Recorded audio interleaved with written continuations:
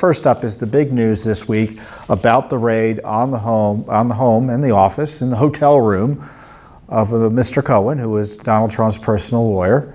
And it was an extraordinary development because it was done by supposedly the Southern District of New York, or authorized by officials there in the U.S. Attorney's Office. The FBI did the raid and supposedly had been signed off on by Rod Rosenstein after being referred to him by Robert Mueller, Special Counsel Operation. So this is how it works.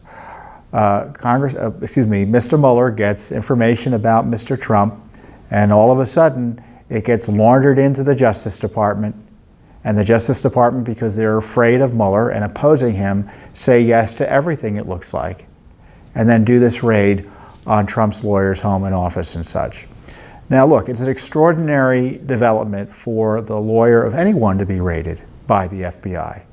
It happens, but it happens in circumstances not anything like what we're facing here.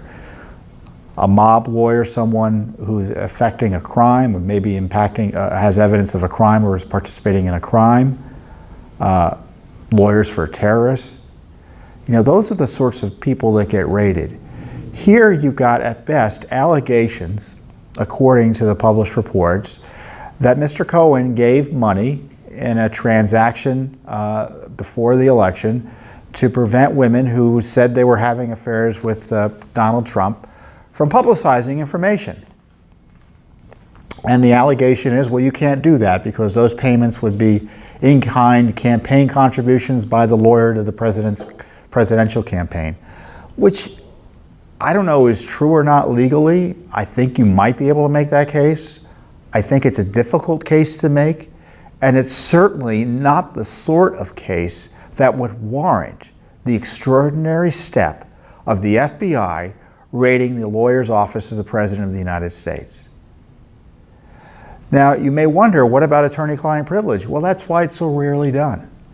And supposedly there will be teams in place that will prevent and secure attorney-client related material and prevent the wrong people from seeing it or it being misused. Well, don't you believe it? I mean, I think this is a way of the deep state getting revenge on Donald Trump. This president has criticized the DOJ and FBI's handling and mishandling of the various investigations, the slow walking of documents to Congress, and then the agency within a week raids his lawyer's office. You know, and this Mr. Cohen has been Trump's lawyer for a decade. And with the raid, Cohen now presumably is the subject of an investigation. So now they've torn asunder in many ways the attorney-client relationship between President Trump and his lawyer. He's been cut off. Knowing Trump, he's probably going to still use him as his lawyer, but the goal is to make that difficult. And Mueller, if you've been watching any of these videos or tracking what we say or what I say on Twitter, you know I don't think much of the Mueller operation. But the dishonesty here of using the Justice Department, laundering charges that Mueller knows he wouldn't have been able to get authorization to directly investigate, and getting the Justice Department to do his dirty work up in New York is, to me, is a dramatic example as to why the Mueller investigation is out of control and needs to be shut down. Practically speaking, he doesn't answer to anyone who's been appointed under the Constitution of the United States. If you look at the special counsel regulations, go look at them. You can look them up. And I don't have them in front of me, but I recall specifically they say the Justice Department shall now not supervise Mueller or the special counsel on a day-to-day basis. As I said before, how does that work constitutionally speaking? And now Rod Rosenstein is in for a pound, in for a penny, in for a pound with Mueller, and is refusing to say no to anything he wants to do.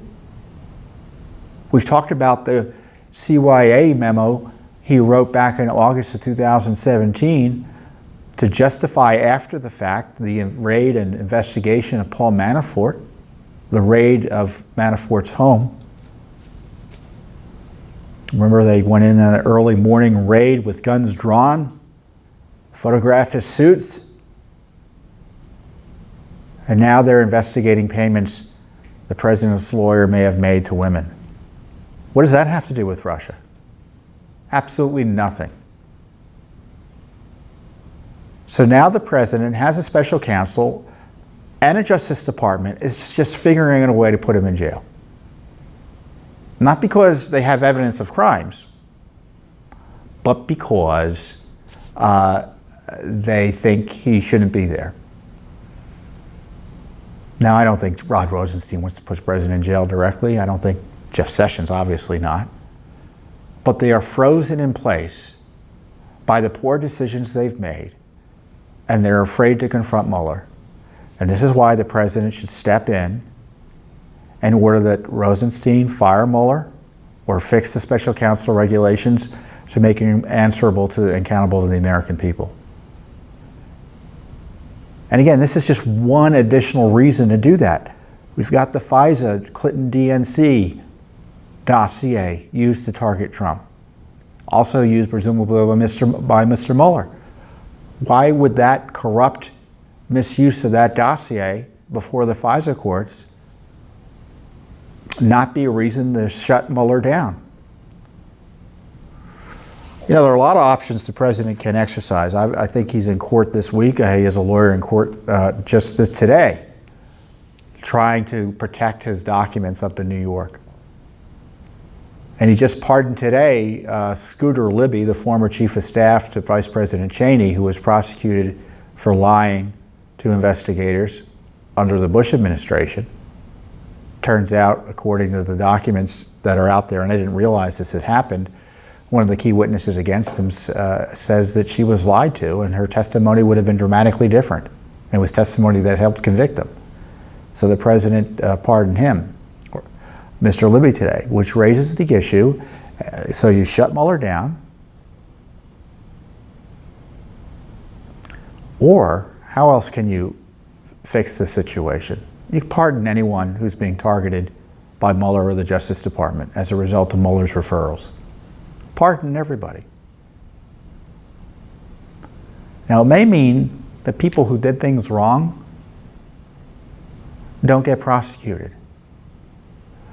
But I don't even think those people can be fairly prosecuted by this Mueller operation because of the obsessive focus on President Trump and the desperation to get convictions to justify its desperate focus and continued existence to try to destroy President Trump. You know what's disappointing? Congress hasn't done anything on Mueller. Last I checked, there were some senators who don't like President Trump to begin with in the Republican Party in the Senate who are advancing legislation or threatening to advance legislation to protect Mueller from being fired. There's zero oversight of Mueller from Congress. Zero oversight. Zero oversight. So once again, it's up to Judicial Watch to do all the work, to carry the load on our shoulders in terms of oversight for the special counsel.